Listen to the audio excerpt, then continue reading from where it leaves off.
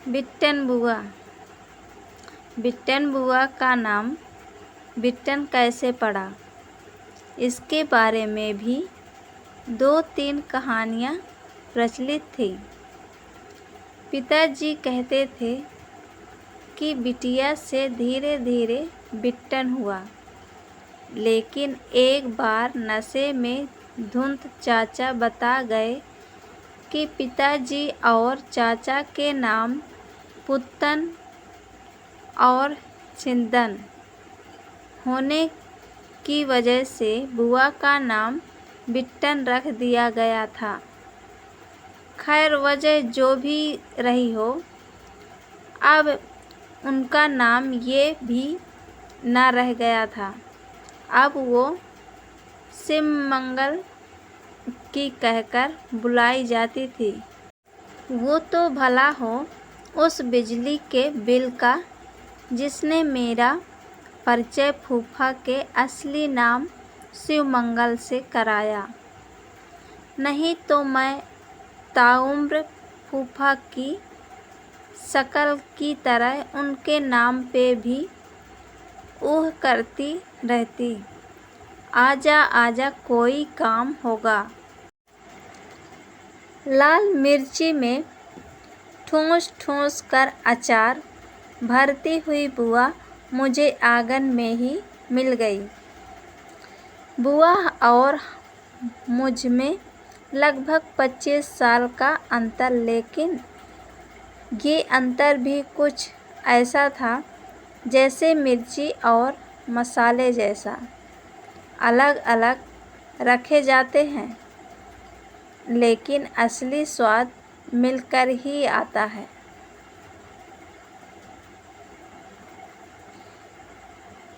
क्यों बिना काम नहीं आ सकती?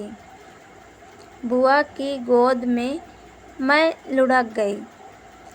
कितना चमक रही हो, बुढ़िया कब होगी बुआ? इसका एक ही जवाब आता था, तेरी सास के बाद। लेकिन आज कोई मसाला कम रह गया था शायद।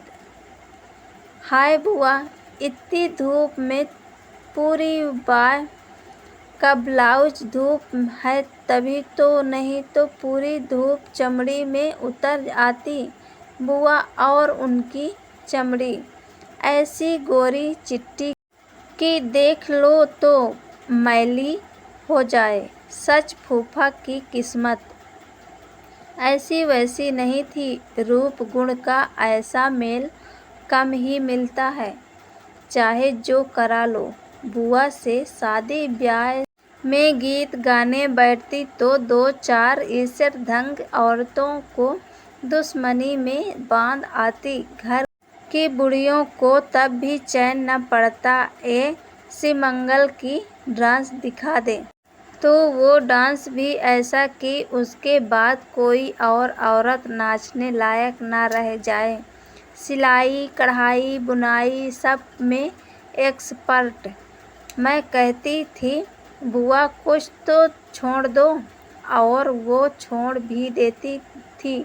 एक समय के बाद ये बात मुझे कभी समझ नहीं आई थी कि कोई एक शौक पकड़ कर चढ़ती जाती थी और एक ऊंचाई पे पहुंचकर बुआ उस टीले से कूद जाती थी। आज लड़ नहीं रही हो? फूफा से कोई बात हो गई क्या? उतरा चेहरा ऐसा खिला जैसे टूटा फूल पानी के ग्लास में डाल दिया हो। फूफा से क्या बात होगी, जानती नहीं हो क्या? फूफा को बुआ कुछ सोचकर मुस्कुरा दी। बुआ फूफा के प्यार से खानदान भर की ही नहीं, 2-4 गांवों की औरतें भी जलती होंगी।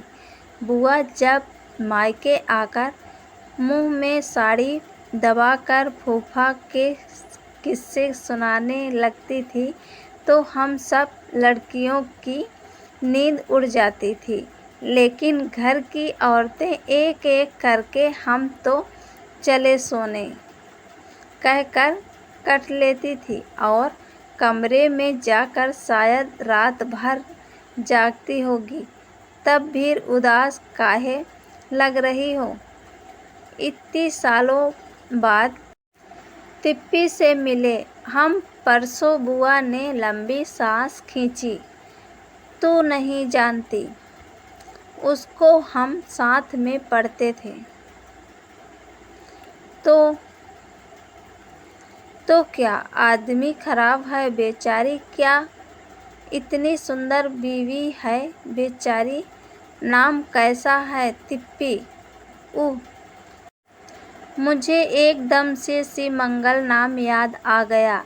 दीप्ति था, इतना ही रह गया बस। आदमी से इतनी परेशान है। सहेली के दुख से बुआ की आंखों छलछला आई। मैं कल्पना कर रही थी, पीकर आता होगा, खूब मारता होगा एक एक पैसे के लिए। किच तू जैसा सोच रही है वैसा नहीं है। बुआ मेरे मन की बात जान गई। तिप्पी का आदमी मारता पीटता नहीं है, इससे जलता है। कोई एक गुण है क्या इसमें? गुनिया है गुनिया। बुआ का दुख तो सहेली से दुख से जुड़ा था, लेकिन सहेली का दुख अभी भी समझ से परे था। लेकिन वो क्या करता है फिर? वो न उसकी हंसी नहीं सह पाता है। वो जिस काम से खुश हो जाए वो काम उससे जुड़वा देता है। जैसे एक बार सिलाई सिखाने लगी तो आंगन भर में लड़ाई जुट आई। बस चिढ़ गया, बंद हो गई क्लास है। फिर वो शूटर बनाने देने लगी। ऐसा साफ काम, ऐसा गला और बॉर्डर की बस वो भी छूट गया। बुआ ने उस अनगिनत रंग बिरंगे स्वेटरों के बीच से जैसे मुझे खींच निकाला। चिल्लाता होगा कि बंद कर दो ये सब काम। नहीं, मेरी कल्पना को बुआ एक भी पंख नहीं दे रही थी कि मैं तिप्पी के आदमी का खाका खींच सकूं। बुआ कहीं दूर ताकती रही। तू समझेगी नहीं, शायद मार पीट चिल्लाना तो अलग तकलीफ है, कुछ और भी होता है उससे ज़्यादा। तिप्पी का आदमी ना उससे बात करना बंद कर देता है। 4 दिन, 8 दिन, 1 महीना, फिर थक हार कर तिप्पी वो काम बंद कर देती है। लेकिन उसको दिक्कत काहे की है? 4 पैसे जुटा भी तो लेती है बीवी घर बैठे। मेरी सामान्य बुद्धि इतना ही सोच पाई। बुआ एकदम गंभीर हो गई। देख, सबसे खराब औरत पता है कौन सी होती है? अकल वाली औरत। वो जो सब कर लेती है, सब जान जाती है, आग की तरह होती है। दूर से तो सबको अच्छी लगती है। उसका आदमी उसी आग में जलता रहता है। जीवन भर रिश्तों की एक नई परिभाषा आज बुआ ने मुझे पकड़ा दी थी। मैं बुआ की समझ के आगे बहुत बौना महसूस कर रही थी। फिर तिप्पी ने एक दिन अपनी नस काट ली। बुआ एकदम से सिसक उठी। फिर थोड़ी देर रोती रही। खूब खून बहा, लेकिन बच गई। पता है लाडो, पहली बार उसने मुझे ये सब बताया। उम्र भर तो वो मुखौटा लगाए रही, किसी को नहीं बताया ऐसे आदमी के बारे में। परसों मिली थी, बोली आज मेरा ये सच सुन ले, क्या पता किस दिन चली जाऊं। मैं खुद भी रोने लगी थी। शायद इतनी तकलीफ से जूझती रही तिप्पी, वो भी चुपचाप। कितनी तकलीफ होती होगी न बुआ? उनको ये सब सहना भी पड़ता है। मुखौटा भी लगाए रहना पड़ता है।